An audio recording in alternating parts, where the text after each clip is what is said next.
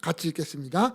그들이 겟세마네라 하는 곳에 이르매 예수께서 제자들에게 이르시되 내가 기도할 동안에 너희는 여기 앉아 있으라 하시고 베드로와 야고보와 요한을 데리고 가실새 심히 놀라시며 슬퍼하사 말씀하시되 내 마음이 심히 고민하여 죽게 되었으니 너희는 여기 머물러 깨어 있으라 하시고 조금 나아가사 땅에 엎드려 들 수 있는 대로 이 때가 자기에게서 지나가기를 구하여 이르시되 아빠 아버지여 아버지께서는 모든 것이 가능하오니 이 잔을 내게서 옮기시옵소서.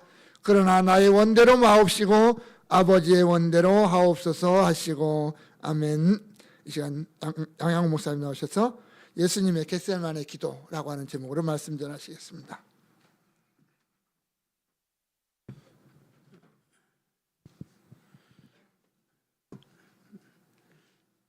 제가 혹 외부에 나가서 설교할 때 가장 먼저 하는 설교, 가장 많이 한 설교가 하나님의 경륜이다. 하나님의 경륜을 제가 그런 제목으로 설교를 많이 했고요.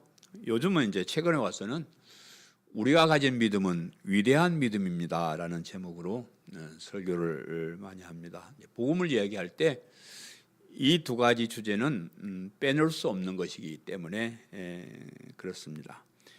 하나님의 경륜 여러분 많이 들으셨지만 하나님께서 이 세상의 모든 일들을 그냥 그때그때 임기응변식으로 하는 것이 아니고 계획을 다 세워놓고 그 계획대로 하나하나 이루어 나가신다는 것이 하나님의 경륜이에요.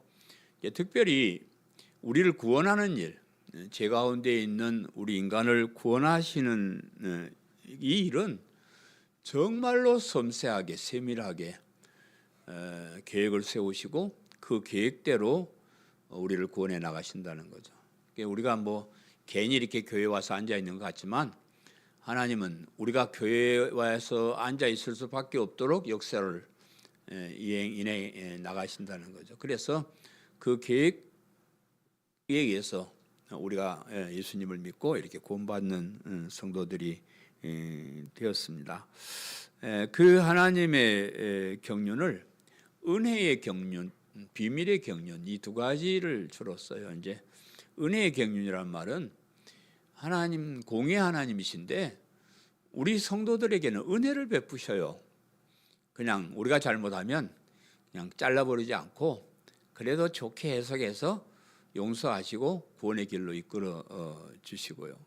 그리고 이제 비밀의 경륜이라 그러는데 그거는 복음의 비밀을 알게 하는 거예요. 하나님이 우리 택함 받은 백성들은 이 땅에 보냈을 때 길을 하나 더 줘서 보내는 들을 길을 복음을 들을 길을 하나 더 주셔가지고 남들은 아무리 얘기해도 못 알아듣는 이 복음의 비밀을 알아들을 수 있다. 여러분이 똑똑해서 그런 게 아니요. 하나님이 길을 하나씩 더 줘가지고요. 제가 이 복음을 설교할 때 알아들어지죠. 예? 알아듣는 기가 하나 더 있어 그래서 그것을 이제 비밀의 경륜이라 이렇게 이제 얘기를 합니다. 그래서 그 믿음에 있는 비밀을 깨닫게 하셔서 그 믿음을 가지고 구원을 받게 하셨기 때문에 그것을 이제 조금 더 들어가면 우리가 가진 믿음은 위대한 믿음입니다. 이렇게 이제 연결을 하는 겁니다. 우리가 가진 믿음이 참 위대한 믿음이다. 도대체 우리가 가진 믿음이라는 것이 무엇이길래 믿기만 하면 엄청난 것을 얻을 수 있는가 하는 거예요. 사람들이 교회 가서 믿습니다 그러면 되는가 하고 비웃어요. 뭐 교회 가서 메시아입니다 그래갖고 뭐 되냐? 세상에 나가서 좀 똑바로 살고 좋은 일도 많이 하고 그래 뭐 구원도 받고 천국도 가고 하는 거지. 예수쟁이들은 교회 가가지고 메시아입니다 믿습니다만 한다고 우리를 비웃는데 이렇게 말하는 사람들은 믿음이 뭔지를 잘 몰라서 그래요. 우리가 가지고 있는 믿음 속에 들어있는 하나님의 능력을 잘 몰라서 그렇습니다. 하나님은 복음을 믿는 믿음에다가 구원을 얻을 수 있는 능력을 거기다 넣어놨다는 거예요. 참 신비한 건데 그런 게 있는지 모르니까 그냥 우리가 말만 몇십년 이러는 줄 알지. 아니요, 우리가 믿습니다라고 고백하는 것은요, 아무나 그렇게 할 수도 없을 뿐더러 믿습니다라는 그 고백 속에는 하나님이 구원받을 수 있는 엄청난 능력을 팍 집어넣어 버렸기 때문에 그런 능력이 있고요. 또 하나님께서 복음을 믿는 믿음에다가 의의 기준을 딱 정해뒀어요. 하나님의 의의 기준은 어떤 사람이 의로운 사람이냐 그러면 예수님을 그리스도로 믿는 사람 의로운 사람, 예수님을 안 믿는 사람 나쁜 놈. 이게 누구 기준? 하나님의 의의 기준이요. 우리 기준은 아무 소용이 없어요. 우리가 뭐 누가 착하다, 이쁘다 뭐 이런 건 별 의미가 없어요. 하나님이 누구를 의롭고 누구를 나쁘다고 보느냐 하는 것이 중요한데 그 의의 기준이 복음 속에 있다. 복음을 믿는 믿음 속에 있다. 그래서 제가 늘 말씀드리는 복음은 모든 믿는 자에게 구원을 주시는 하나님의 능력이 됨이라. 그 능력이. 복음에는 하나님의 의가 들어 있어서 믿음으로 믿음에 이르게 하나니 오직 의인은 믿음으로 말미암아 영원한 생명을 얻으리라. 참 이런 귀한 말씀. 성경 다 읽어도 이거 모르면 아무 소용 없어. 성경을 다 몰라도 이것만 확실히 깨달으면 되는 거예요. 왜냐 그러면 모든 성경이 이 말씀 한 구절 해석하려고 사실은 있는 것이다 해도 과언이 아니에요. 그래서 우리가 가진 이 믿음은 위대한 믿음이다. 사람들이 이렇게 소중한 복음을 믿는 믿음을 부끄럽게 여기고 별로 소중하게 여기지 않는 것 같아요. 이렇게 이제 믿음이 좋다 그러면 이 정도를 깨달았다면 우리가 지금 땅과 다치고 춤을 춰야 돼. 응? 아이고 로또 복권 하나 1등 당첨되면 가만히 있겠어? 춤추고 난리가 나겠죠. 근데 이건 로또 복권에 비유할 것도 아니고 엄청난 것을 얻은 건데 맨날 얘기해도 긴가민가 맹숭맹숭 그래. 왜 그럴까 사람들이 왜 그럴까 생각해 봤더니 복음을 너무 쉽게 얻어서 그래. 너무 공짜로 쉽게 얻어서. 서울대학교 들어가는 것처럼 좀 시험을 보고 뭐 좀 헌금도 뭐 몇 억 좀 가져오게 하고 이래가지고 이게 그 구원을 줬으면 내가 이거 어떻게 딴 건데 내가 이거 서울대학 들어가려고 공부를 얼마나 했는데 귀하게 여기고 자랑하고 그러잖아요. 내가 이 돈 이렇게 뭐 수십억 들여서 이걸 샀는데 이걸 가짜게 여겨? 근데 공짜로 하나 던져주니까 이게 뭐야 이게 이 가치를 잘 사람들이 모르는 겁니다. 참 그래서 사람들이 귀하게 여기지 않는데 그런데 알고 보면요 우리 편에서는 은혜로 공짜로 이렇게 받았지만은 하나님 편에서 보면요 우리를 구원하시기에 엄청난 일을 하셨어요. 이 공짜가 아닙니다. 우리가 공짜로 받기 위해서 하나님은 이 우주의 역사를 우리를 위해서 진행하고 계시는 거예요. 하나님께서 우리 인간을 창조하시고 창조한 인간이 하나님을 배반하고 타락한 그 이후부터 우리 인간의 역사는 우리를 다시 하나님의 자녀라는 그 특별한 위치, 영원한 생명을 가진 그 특별한 위치에 올려놓기 위해서 이 역사를 돌리고 계시는 거예요. 모든 역사가 우리 택한 백성을 특별한 사람들을 다시 그 창조했던 그 원래의 영원한 생명을 가진 낙원에서 그 삶의 위치에 다시 돌려놓게 하기 위해서 역사를 주관하고 계시고요. 특별히 우리 성경의 역사는요.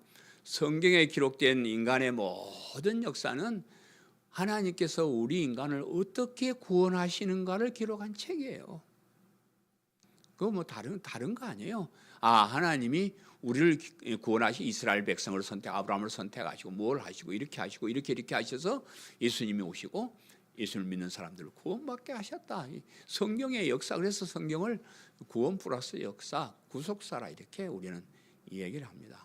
성경의 역사뿐만 아니라 세상의 모든 역사들이 우리를 구원하시기 위한 특별한 역사로 진행해 나가고 계시는데 이제 그 역사 가운데 특별히 그 하나님이신 예수님이 이 세상에 오셔서 우리를 구원하시기 위해서 어떤 일들을 하셨는가를 살펴보면 구원이라는 것이 그냥 저절로 쉽게 된 것이 아니구나 하는 것을 알 수가 있는데, 오늘 이제 오늘 본문에 그 중에서도 우리를 구원하시기 위한 예수님의 애타는 심정이 기록되어 있습니다. 그 기도하는 모습, 예수님께서 겟세마네에서 기도하셨는데, 예수님의 겟세마네 기도, 오늘 설교 제목입니다만은 예수님께서 겟세마네에서 기도하는 그 모습을 보면 우리의 구원을 위해서 얼마나 애를 쓰셨는가. 우리의 구원은 공짜가 아니구나. 누군가 이렇게 참 엄청난 일을 하셨기 때문에 우리가 이 구원이라는 엄청난 것을 받게 되었다 하는 것을 알 수가 있습니다. 겟세마네라 하는 곳의 이름에 그랬죠. 겟세마네라 하는 곳의 이름에 본문 32절 33절 제가 다시 한번 읽어드리겠습니다. 그들이 겟세마네라 하는 곳의 이름에 예수께서 제자들에게 이르시되 내가 기도할 동안에 너희는 여기 앉아 있으라 하시고 베드로와 야고보와 요한을 데리고 가실새 심히 놀라시며 슬퍼하사 그랬습니다. 이 겟세마네는 그 예루살렘 동편에 그 감람산이라고 하는 산이 있는데, 그 감람산 기슭에 자리 잡고 있는 작은 동산이다. 그래서 겟세마네의 동산이라 이렇게 이제 우리가 흔히 말합니다만은, 이 감람산은, 감람이란 말은 올리브예요.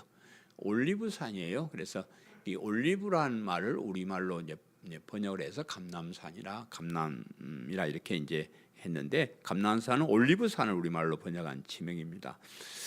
올리브 나무가 많은 산이라고 해서 올리브산, 감람산 이렇게 이제 이 얘기를 하는 산입니다. 예수님께서 저쪽 갈릴리 지방 말고 예루살렘 근처에 와서 이제 활동하실 때는 낮에는 예루살렘 성전에 들어가서 사람들을 가르치시고, 밤이면 이곳에 와서 기도하시거나 쉬신 곳으로 그렇게 알려져 있습니다. 이 감람산은 특별히 예수님의 사역과 많은 연관이 있는 곳인데요. 이곳에서 유명한 그 감람산 강화라 그래가지고 예수님께서 제자들에게 말세에 일어날 일에 대해서 가르쳐 주신 곳이 이 감람산이고요. 또 나중에 보면 예수님께서 부활하시고 난 후에 승천하신 곳도 이 감람산이라, 이 감람산에서 승천을 하셨다고 그렇게 기록하고 있습니다. 또 어떤 사람들은 그 스가랴 선지자의 예언이 뭐 확실하지는 않지만 예수님께서 재림하실 때 글로 재림하실 것이다 이렇게 믿는 사람들이 많아가지고요. 그 감람산에는 무덤들이 많답니다. 예수님이 재림할 때 제일 먼저 부활하려고 가까이 있다고 먼저 하는 건 아니겠지만, 어쨌든 예수님께서 재림하시는 것도 감람산이 아니겠는가 이렇게 이제 생각하는 사람들이 많이 있습니다. 그래서 이제 그저 단순히 가까운 곳이니까 예수님께서 이곳에 기도하셨다고 생각할 수 있지만은, 그러나 이제 잘 보면 감람산에서 하시는 그 일들이 그리스도가 하신 일이다. 그리스도의 하신 일이다. 그래서 감람산에서 하는 기도는, 예수님의 기도는 그리스도의 기도다. 그리스도로서의 기도다. 이렇게 이제 우리가 생각할 수도 있습니다. 여러분, 이제 성경을 제가 전체적으로 이렇게 말씀드리고 주민해서 자꾸 이렇게 말씀드리는데, 우리 마가복음 시작할 때 뭐예요? 하나님의 아들 예수 그리스도의 복음의 시작이라. 이것이 마가복음 전체의 핵심, 주어예요. 제목이에요. 그래서 그 예수님께서 감람산에서 특별한 기도를 하고 계시는 것은 그것이 예수님이 그리스도시다. 예수님이 구원자로 오신 분이다. 그것을 강조하고 있는 것으로 볼 수가 있는데요.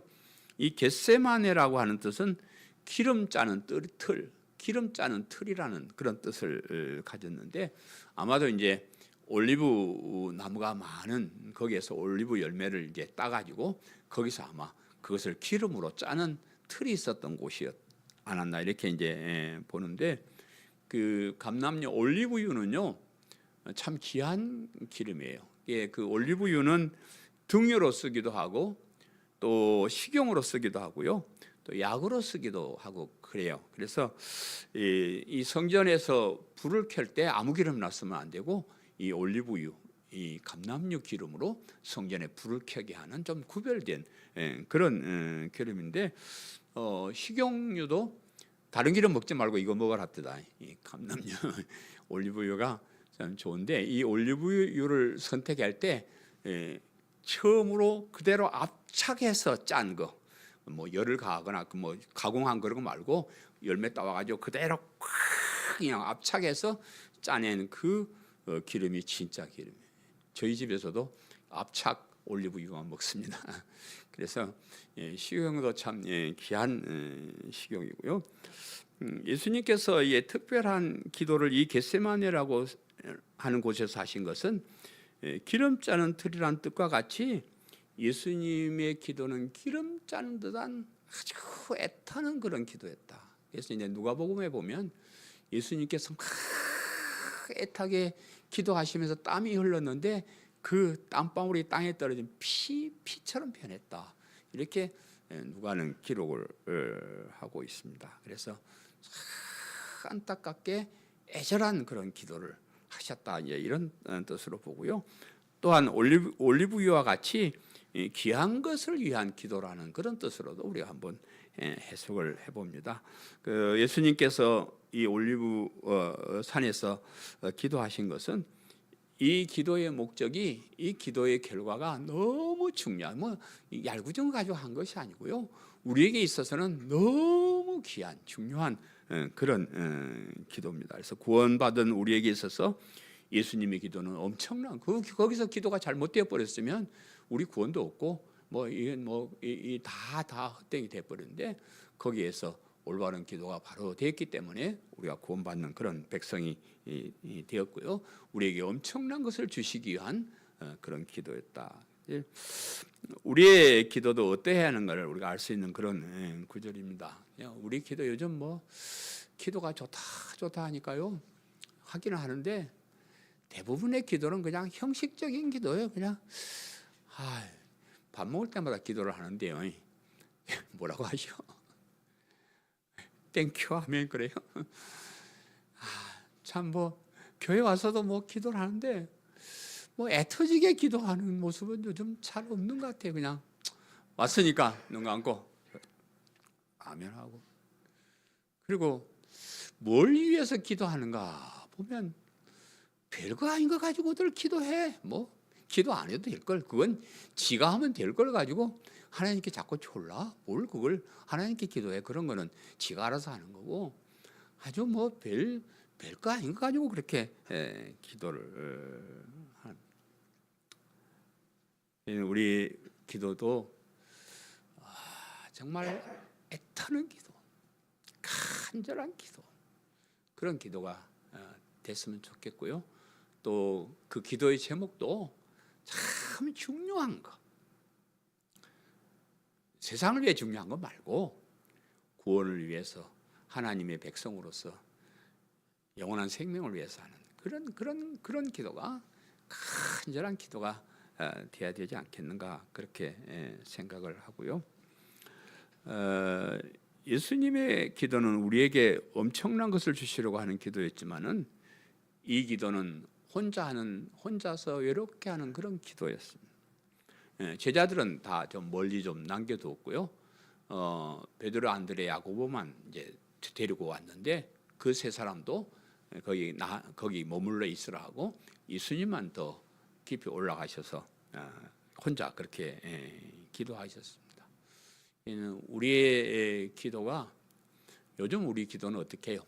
완전히 그냥 띠거리로 모여가지고 그냥 합시해서 쭉 해가지고 하나님 내 나라 얼마나 비몽하는 사람들처럼 이렇게 이제 기도를 하는데, 사실 그런 거는 기도가 아닙니다. 그런 기도는 하나님을 하나님 앞에 띵깡 놓는 거예요. 하는 거예요? 그게 우리는 고요히 하나님 앞에 가서 참 남에게 말할 수 없는 그 고통, 괴로움 하나님께 조용히 아뢰고 하나님의 뜻을 바라보는 그런 기도가 돼야 되는데, 예수님의 기도가 그런 기도입니다. 그래서 예수님의 이 기도를 어떤 시인은 이렇게 썼습니다. 기쁨은 함께 누리지만 슬픔은 홀로 흐느낀다. 갈릴리 가나에는 많은 손님이 있었지만 겟세마네에는 한 사람뿐이었다. 예수님께서 세상에 오셔서 갈릴리 가나 혼인잔치에서 물로 포도주를 만드신 그 일을 시작해서 기적적인 일, 500여로 5,000명을 모기고 할 때는 사람들이 구름처럼 벌떼처럼 예루살렘에 있는 사람들이 거의 다 몰려올 정도로 엄청나게 몰려들었습니다. 그 수많은 사람들이 막상 중요한 일을 할 때는 다 떠나고 예수님 혼자 하셨어요. 예수님께서 우리를 구원하시는 일은 이렇게 외로운 일이었습니다. 함께 힘을 모아주는 사람도 없고 오히려 예수님께 은혜를 입은 사람들까지도 예수님을 떠났고요. 사랑하는 제자들도 예수님을 배반했고요. 그럼에도 불구하고 예수님은 그 일을 혼자 하셨다. 요즘 교회에 사람들이 없어요. 우리 교회도 사람이 참 많이 없어요. 왜 사람들이 없을까? 안타까워합니다. 교회가 이제 사람들의 인기가 없어졌나? 시시해졌나? 이렇게 이제 얘기를 하기도 하고요. 그런데 제가 볼 때는요, 하나님께서 더 이상 사람들을 붙잡지 않으시는 것 같아요. 그리고 더 이상 애터지게 교회 오라고 불러 드리는 일도 이제 하나님 그만하시는 것 같아요.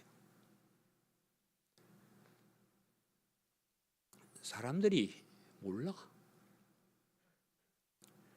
귀한 것을 몰라. 하나님이 뭘 주시려고 우리를 부르는지를 모르고요. 교회에 앉아 있는 사람까지도 몰라. 하나님 은혜를 너무 몰라. 하나님이 그런 사람 데려다가 놓고 무슨 천국을 바겐세일 할 일이 있어. 천국에 사람이 없어서 지금 난리다요. 지금 우리가 사는 세상에요, 디모데후서 3장에 나오는 말세에 고통하는 때가 이른다는 거예요. 말세에 고통하는 때가 이랬습니다. 사람들이 자기를 사랑하고 돈을 사랑하고요, 교만하고요, 감사하지 아니하고 감격하지 아니하고 참지도 못하고, 정말 그런 세상이 돼버렸어요. 여러분 세상에 나가서 사시니까 잘 알지만 세상에 인정이 어디 있고 의리가 어디 있고, 잘해준다고 고맙게 여기는 사람이 어디 있습니까? 다 정말 말세를 살아가는, 진짜 말세 지마를 살아가는 타락한 인간들의 그 모습이 그대로 드러나는 그런 세상을 우리가 살고 있는데, 그런 것들이 교회 내까지, 그런 것들이 하나님에게까지 그렇게 되는 세상에 하나님이 뭐 저가하다고 자꾸 애터지게 사람들을 부르겠어요. 나 같으면 벌써 교회 폐쇄해버리고요, 나 같으면 벌써 인간 구원한 일을 그만합니다. 감사를 해요, 감격을 해요, 조화를 해요, 귀하게 여기기를 해요. 그런 일을 왜 하시냐? 이렇게 귀한 하나님의 자녀가 되는 자격을 주고 영원한 생명, 영원한 천국을 상속해 주셨는데, 이것을 주시기 위해서 하나님이신 예수님이 이 땅에 오셔서 그렇게 모진 고난을 받으시고 십자가에 나 대신 죽어주시고 형벌을 받으셨다 했는데, 거기에 대한 감격도 없고 감사도 없고 그렇습니다. 그래서 우리가 가는 이 구원의 길도요, 사실 외로운 길이고요, 좁은 길이고 좁은 문이고 그렇습니다. 아무나 올 수 있는 길 아닙니다. 하나님의 특별한 백성들, 복음의 비밀을 깨달아 아는 사람들, 그런 사람들만 모일 수 있는 그런 교회예요. 그러니까 여러분 옆에 쳐다볼 거 없습니다. 내가 구원받은 하나님의 백성이 됐다는 자부심 가지면 되죠. 사람들을 어디 뛰지 많이 몰려서 같이 이런 거, 그런 거 아닙니다. 안 됩니다. 나은 사람 구원받는 일에 참 감사하고 최선을 다하는 그런 우리가 살아가는 길, 예수님도 우리를 구원하시는 그 외로운 길을 가셨지만 우리가 구원받고 천국 가는 길도 외로운 길이다. 두 번째, 내 마음이 심히 고민하여 죽게 되었으니 그래. 내 마음이 심히 고민하여 죽게 되었으니 그랬습니다. 33절, 34절 제가 다시 한번 읽어드리면 베드로와 야고보와 요한을 데리고 가실새 심히 놀라시며 슬퍼하사 말씀하시되 내 마음이 심히 고민하여 죽게 되었으니 너희는 여기 머물러 깨어 있으라 하시고 그랬습니다. 예수님은 혼자 되셔서 외로운 것만이 아니었습니다. 심히 놀라고 슬퍼하셨다. 마음이 심히 고민하여 죽게 되었다. 정말 죽겠다. 죽게 되었다. 예수님은 앞으로 이제 그 며칠 동안 일어날 일들을 미리 다 알고 계셨어요. 하나님의 백성들을 구원하기 위해서 자신이 어떠한 고통을 당해야 할 것인가를 이미 다 알고 계셨어요.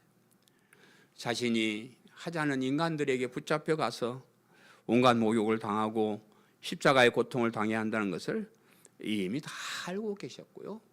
가룟 유다의 배반, 또 베드로 사도의 배신, 모든 사람들이 다 예수님을 비웃고 조롱할 것 다 알고 계셨어요. 오병이의 기적의 현장에서 배불리 먹었던 그 많은 군중들이 예수님을 조롱하면서 십자가에 못 박으라고 소리 지르던 그 모습을 예수님이 다 알고 계셨다. 무슨 일이든지 우리가 얼떨결에 당하면요, 그 당하는 순간만 고통을 당하면 되죠. 근데 미리 고통 당할 것을 알고 기다리는 것은 참 힘든 일이에요. 하나님 우리에게 미래를 알게 해주지 않는 그것이 오히려 복인 것 같아요. 만약에 내가 내일 어디 가다가 교통사고로 죽을 것이다, 이걸 내가 안다 그러면요, 오늘 하루 사는 것 같겠어? 불안해서 이거 어떻게 아파서 어떻게 견딜까, 뭐 어쩔까, 뭐 별 걱정을 다 안 하겠습니까? 이런 예수님의 마음 참 고통스러웠을 것이다. 근데 그 예수님의 그런 고통은 자신이 당할 고통으로 인한 것만은 아니었을 것이다, 그렇게 생각합니다. 근데 물론 뭐 그런 고통을 두려워하지 않을 수 없을 것이지만은, 그러나 그 예수님 마음속에 있는 고통은 우리 모든 인간이 당해야 되는 그 고통을 가슴에 안고 가슴 아파하시는 거예요. 타락한 우리 인간은 참으로 비참한 신세가 되고 말았습니다. 아무리 노력하고 애를 써도 늙고 병들고 죽는 것은 피할 수 없이 모두가 다 당하는 고통이에요. 나이가 들어보니까 전 건강했잖아요. 건강하게 살고 세월아 비켜라 아니, 세월은 멈추질 않습니다. 고장난 벽시계는 멈춰도 세월은 안 멈춰요. 세월이 흘러가면요, 우리의 육신도 다 낡아지고 병들고 죽어가고 우리 다 그렇게 당하고 있습니다. 문제는 죽고 난 다음이 더 문제예요. 죽은 후에 아예 사탄이 가는 지옥으로 들어가서 영원토록 형벌을 당하게 되는 거예요. 더 한심한 것은요, 사람들이 그걸 몰라요. 죽으면 어떻게 되겠지, 죽은 다음에 끝이지, 그런 게 있겠어, 그냥 그러고 말아버려요.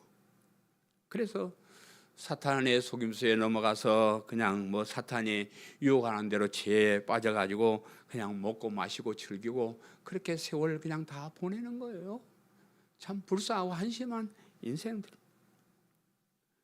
그런 인간을 구원하시기 위해서 자신이 그런 고통을 다 짊어지고 가야 한다는 것은 무거운 짐이었을 거예요. 우리가 져야 될 죄의 짐, 우리가 지고 가야 할 십자가의 형벌, 그걸 다 예수님이 지셔야 된다는 그런 고통이 있었어요.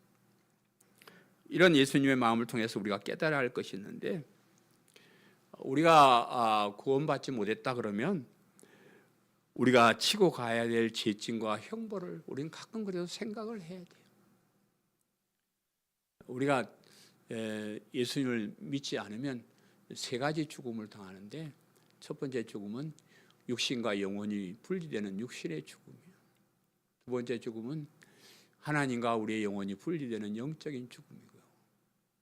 세 번째 죽음은 우리가 영원히 하나님과 분리돼서 천국과 분리돼서 영원한 지옥에서 형벌을 받아야 되는 것이 영원한 죽음이라 그렇게 말합니다. 근데 우리는 육신은 비록 어쩔 수 없이 잠시 동안 우리 영혼과 이별되지만은 또 다시 부활할 것이고 다시 만나서 부활하게 될 것이고 영원히 하나님과 더불어 영원한 천국에서 살게 된다. 이러한 고통이 없는 이런 고통을 없애주시기 위해서 예수님께서 고통을 당하셨다. 마지막 세 번째는 이때가 자기에게 지나가기를 구하여 그랬죠. 이때가 자기에게서 지나가기를 구하여 그랬는데 보면 35절 36절에 조금 나아가서 땅에 엎드려 될 수 있는 대로 이때가 자기에게서 지나가기를 구하여 이르시되 아빠 아버지여 아버지께서는 모든 것이 가능하오니 이 잔을 내게서 옮기시옵소서. 그러나 나의 원대로 마옵시고 아버지의 원대로 하옵소서 하시고 그랬습니다.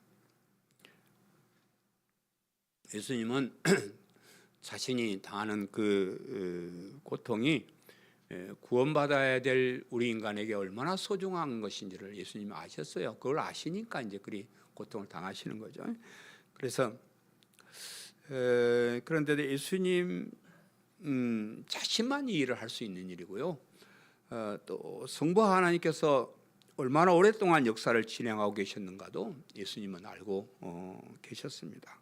그런데 자신에게만 왜 내가 이 일을 해야 돼? 내가 왜 나만 이 일을 할 수 있는 것일까? 그래서 회피하고 싶은 마음이 있었을 것이에요. 그래서 이때가 지나가기를 자기에게 지나가기를 그렇게 바랬고 이 잔이 나에게 옮겨졌으면 좋겠다. 이렇게 기도를 드렸습니다. 이때가 자기에게서 지나가기를 이 고통스러운 때 정말 이 때가 얼른 좀 그냥 지나가 버렸으면 그러지 않고 그냥 조용히 지나가 버렸으면 이런 일이 일어나지 않고 지나가 버렸으면 좋겠다. 그렇게 생각을 하는 거예요. 그래서 그 십자가에 달려서서 우리가 받을 구원이 엄청난 것인 줄 알지만은 그래서 너무 그게 고통스럽기 때문에 그 시간이 지나갔으면 좋겠다 그랬고요. 이 잔을 내게서 옮겨 주시옵소서 기도했는데 이 잔은 예수님께서 당하실 고난의 잔을 말하는데 이 고난을 이 고통을 나에게 옮기시고 이 일을 다른 일을 통해서 이 일을 이루셨어요. 왜 제가 늘 생각하는 그게 왜 이렇게까지 해가지고 우리를 구원하셨을까? 뭐 다른 방법은 없었을까? 뭐 그냥 내가 자주 하는 말로 야 지금까지 다 용서했어 앞으로 똑바로 한 사람 죽이는 거야 이래놓고 가시면 되는데 뭘 그렇게 애터지게 하나님의 아들을 세상에 사람으로 보내고 이런 죽기까지 십자가의 형벌까지 받게 해서 우리를 구원하셔야만 했을까? 그것도 저도 잘 모릅니다. 잘 모르. 예수님도 뭐 그런 생각에 왜 이런 일을 통해야 되는가? 그래서 이 고난의 잔이 지나갔으면 좋겠다. 그렇게 이제 기도를 한 건데, 근데 이제 예수님께서 결정적으로 나의 원대로 마옵시고 아버지의 뜻대로 하옵소서. 내 생각은 이런데요, 아버지. 정말 너무 힘들고 어렵고요. 뭐 고민에 죽게 되었는데 내 생각은 그냥 이런 방법 말고 다른 거 좀 안 될까요? 그냥 딴 사람한테 좀 시키면 안 될까요? 이렇게 그런 마음이지만 그러나 하나님의 애타는 그 마음을 제가 알기 때문에 저 뜻대로 하지 마시고 아버지 뜻대로 하세요. 이렇게 이제 기도를 했습니다. 우리가 이 세상에 살아갈 때도 그런 것 같아요. 우리가 고난을 당하면 참 싫잖아요. 그런 고난이 없었으면 좋겠는데 우리가 살아가는 인생은 다 고난이 있어요. 크고 작은 고난들이 많이 있습니다. 근데 그런 거 자꾸 없애달라 하지 말고 우리가 살아가는 세상은 고난이 있어야 되는 세상인 것 같아요. 그 하나님 뜻인 것 같아요. 그러니까 안 그러면 하나님 다 없애버리고 편안히 살게 하지 왜 그런 고난들을 놔두실까요? 제가 인생을 살아보니까 제가 이렇게 복음 외치는 것은 제가 당한 고난 때문에 그래요. 그런 고난이 없었으면 내 복음 모르고 나도 건방지게 교회 다니고 그랬을 거예요. 그런 어려운 고난들이 우리에게 참 필요한 그런 때도 있다는 거죠. 그래서 우리가 이 세상에 살아가면서 우리에게 맡겨준 십자가도 있다 그랬어요. 우리가 예수님처럼 남을 위해서 뭐 십자가에 대신 죽고 아무 소용도 없고 막 그래 할 수도 없지만은 그러나 나름대로 당해야 될 그런 고난이 있다. 그런 고난을 우리가 참고 견딜 줄 알아야 되고요. 더 나아가서 이런 예수님의 희생과 헌신을 통해서 구원받은 우리도 이 땅에 살아가면서 그런 삶의 자세를 가져야 될 것이다. 그렇게 생각합니다. 우리가 이 땅에 살아가면서 나를 위해서 내 멋대로 그렇게 살아갈 수도 있고요. 또 다른 사람을 위해서 희생하며 헌신하는 삶도 살아갈 수도 있습니다. 예수님의 그런 고난과 희생과 헌신을 통해서 구원받은 하나님의 백성이라 그러면 우리가 이 땅에 살아가는 삶은 세상 사람과 달라야 된다는 거죠. 남을 위해서, 다른 사람을 위해서 희생할 줄 알고 헌신할 줄 알고 그래야 되고요. 특별히 교회에서 와서요, 희생하고 헌신하는 마음이 있어야 됩니다. 교회에 뭐 즐기러 온 거 아니에요. 교회에 뭐 재밌게 뭐 그러게 온 거 아닙니다. 우리는 교회 와서 하나님 은혜에 감사하고 어떻게 해서 내가 좀 희생하고 헌신해서 교회를 살리고 복음을 전하고 예수님 믿는 사람들을 더 전도를 하고 선교를 하고 이렇게 할 것인가, 그런 일에 우리가 헌신을 할 줄 알아야 돼요. 여러분, 그냥 교회 왔다 갔다 할 수도 있어요. 그냥 갔다 왔다 해도 그것도 뭐 대단한 일입니다. 그러나 이왕에 교회 오셨으면요, 이왕에 이렇게 하나님의 은혜를 받은 사람이 됐으면요, 이왕에 천국의 소망을 두고 살아가는 사람이 되었으면요, 좀 더 적극적으로, 좀 더 적극적으로 하자고요. 별 차이 없어요. 교회 와서 신앙생활 적극적으로 하는 거하고 소극적으로 하는 거 별 차이 없어요.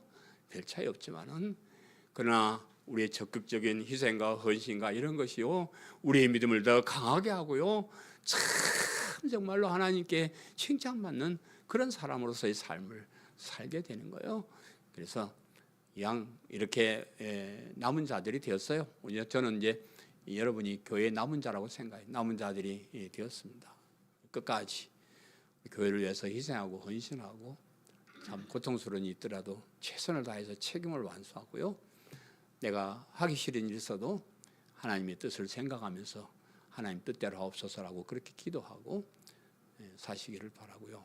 이 예수님께서 겟세마네 동산에서 정말로 간절하게 애가 타도록 땀이 피가 되도록 그렇게 기도하신 그 기도의 내용을 여러분 잊지 마시기를 간절히 바라고요. 그를 통해서 내가 구원받아서 이렇게 엄청난 지위를 차지했다는 것을 늘 생각하면서 나에게 맡겨준 사명을 잘 감당하는 저와 여러분 되시기를 간절히 축원합니다. 아멘. 이 시간 우리 다 같이 한 목소리로 기도하겠습니다. 우리를 위해서 당하신 그 주님의 고난을 우리가 다시 한번 생각하면서 그 주님의 고난 때문에 오늘 우리가 구원을 얻었고 하나님의 자녀가 되었음에 대해서 감사하고, 또 우리도 주님의 뒤를 따라서 주님이 가셨던 그 십자가의 길을 우리가 내 십자가 지고 따라갈 수 있는 우리들 되게 해달라고, 또 나를 통해서 하나님의 뜻이 이 땅에서 이루어질 수 있기를 위해서 우리 다 같이 동성으로 기도하겠습니다. 사랑의 하나님, 감사합니다. 이 마지막 때에 주님 우리를 불러주시고 우리에게 귀한 하나님의 백성이라고 하는 귀한 신분을 주심을 감사합니다. 하나님, 우리에게 이 어마한 신분을 우리에게 주셨는데, 하나님, 이를 위해서 주님이 당하셨던 그 고난을 우리가 잊지 않게 하옵소서. 주님께서 나를 위하여 지셨던 그 십자가를 우리가 끝까지 기억하게 하시고, 이제는 우리가 그 주님이 내게 맡겨주신 그 십자가를 지고 주님의 뒤를 따라가는 자들이 될 수 있도록 도와주옵소서. 정말 회피하거나 도망가는 자가 아니라 아버지 적극적으로 주님의 뒤를 따라서 주님이 가신 곳까지 따라가는 우리 모두가 되게 하시고, 정말 주님이 누리실 그 영광의 자리에 우리도 함께하는 귀한 은혜가 우리의 삶 속에서 날마다 이어져 갈 수 있도록 우리에게 복의 복을 더하여 주옵소서. 하나님, 감사합니다. 나의 구원을 위해서 그 주님의 고난이 있었음을 기억합니다. 주님의 그 애타는 그 기도가 있었기에 오늘 내가 하나님의 자녀가 되었음을 기억합니다. 하나님, 이제 주님이 나를 위하여 죽으셨던 것처럼 이제는 우리가 주님을 위하여 나의 생명을 드리고 나의 삶을 드리는 삶이 되도록 인도하여 주옵소서. 주님의 뜻에 합당한 자가 되게 하시고 주님의 그 뜻을 내 삶 속에서 이루어가는 주님의 도구들이 되도록, 의의 병기들이 되도록 주의 성령으로 우리를 붙잡아 주옵소서. 예수님의 이름으로 기도합니다. 아멘.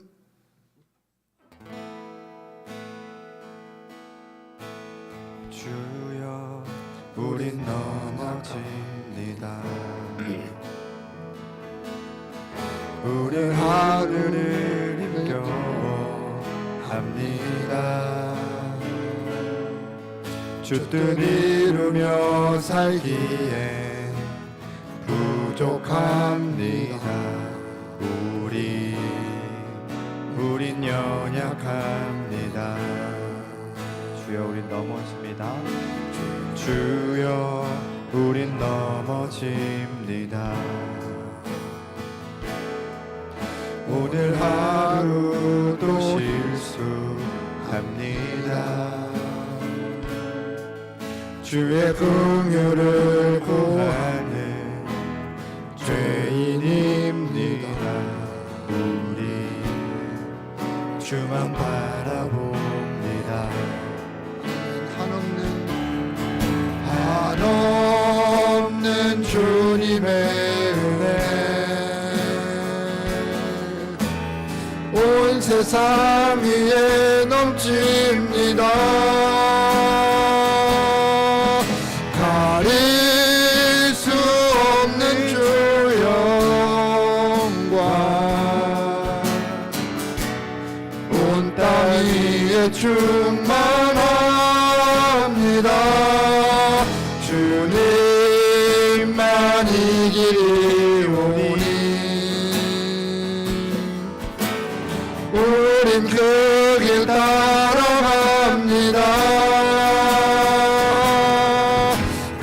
그날에 우리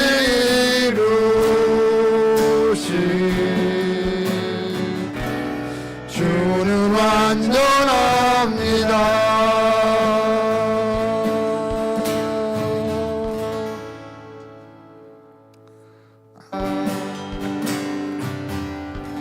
이제는 우리 주 예수 그리스도의 은혜와 하나님 우리 아버지의 크신 사랑하심과 성령의 역사하심이 올 모여 하나님께 영광 돌린 사랑하는 하나님의 자녀들 머리머리 위에 저들의 가정과 부모님과 자녀들과 생각과 앞날 위에 이제로부터 영원토록 함께 있을지어다. 아멘.